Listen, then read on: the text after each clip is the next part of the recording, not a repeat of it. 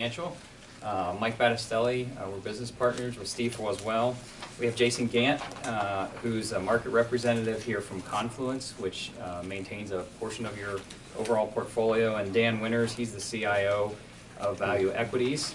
He's going to share his input, or outlook, I should say, a little bit on where the portfolio is at and kind of some expectations for the future.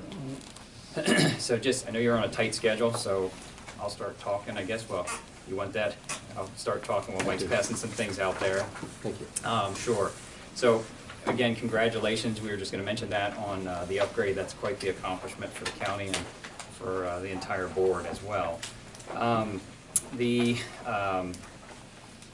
investment policy statement, we're going to leave a copy of that with Jamie. We had mentioned that last quarter when we were in for our quarterly meeting. There were no changes made to that at all. We just like to get that signed and updated annually. Probably good for you guys' sake. And if you're open to it, we'd just like to have a copy at some point whenever that's signed for our records as well. So again, no changes recommended with that. And then if you open up your booklet here that you have, it's a normal booklet that we go through. I'll give a quick update for where we're at for this past year, and then Mike will give a year-to-date number. And on that page one, if you see in the bottom right-hand corner, page one is just some different charts there. On the top left is the same chart that we look at each quarter, showing, and this is ending 12/31 of 19. So this is ending December of last year. And the combined portfolio there underneath the bar chart, the performance for the quarter was 4.25%, 4.25%. And then the year-to-date number last year was 21.43%.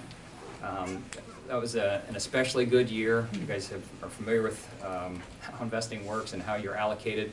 The portfolio is set up as more of a moderate, more of a balanced type of a portfolio, and we had just a very, very good investment environment last year in 2019. Moving over to the right, you have the quarterly, the 1 year, and the inception numbers. Under the 1 year number, if you see underneath that, the beginning of the year last year, in January 1st of 2019, the balance was $114,319,485. And then throughout the year, between deposits and withdrawals, so the ARC payment came in, plus withdrawals that were made out for distributions, came out to withdrawals of $5.8 million. Appreciation during the year was $24 million, so it had overcome what was withdrawn out or what was taken out, leaving the ending balance in December at $132,583,042. Wow. So That interest rate surely helped. I'm sorry? The interest rate surely helped. Yeah, the appreciation certainly helped things out some. Next, bottom left-hand corner, asset allocation. We don't have a lot of control over things that happen in our society, but one thing we do have control over is obviously where monies are allocated. And it's just showing your breakdown there of stocks, bonds, cash, and so on. And that first piece we always try to point out, it shows equities at 65%. But again, part of that, and we say every quarter, is that REIT portfolio, the real estate investment trust. That real estate investment trust is actually 4.35%. making your stock portion or your equity piece at 60.75%. Fixed income, the bonds, is 28.77, and the cash is the next piece down of just a little over 6%.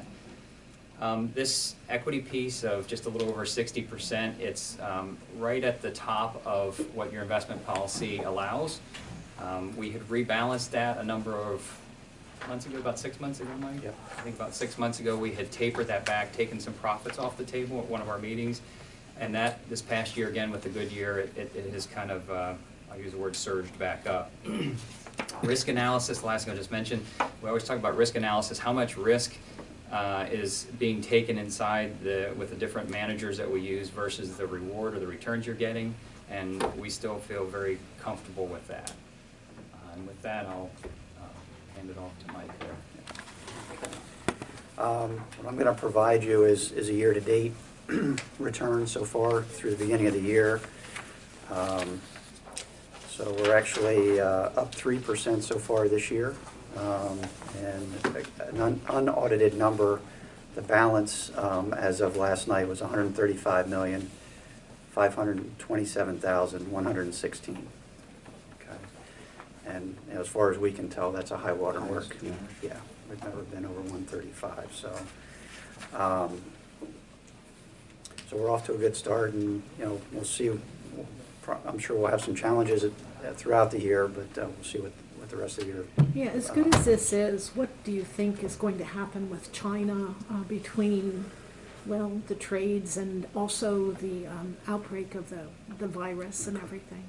Well, the coronavirus is, and I'm sure Dan's going to speak a little bit to that, but the coronavirus is starting to have a slowdown of the economy globally and U.S., and I don't think, the longer it goes on, the bigger impact that's going to have. So hopefully it's a blip.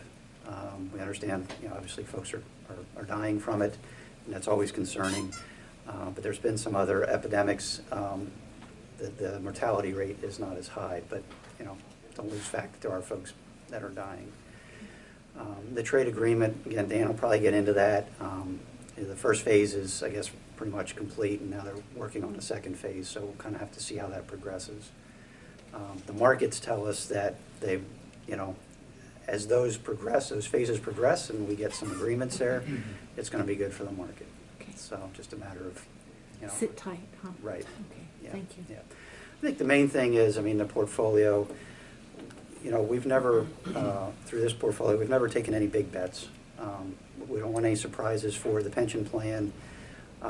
We've tried to protect what you have and participate in the market as best we can, and I think historically we've done that for you, and been a little bit more defensive in nature, and I think it's worked out pretty well for the pension plan.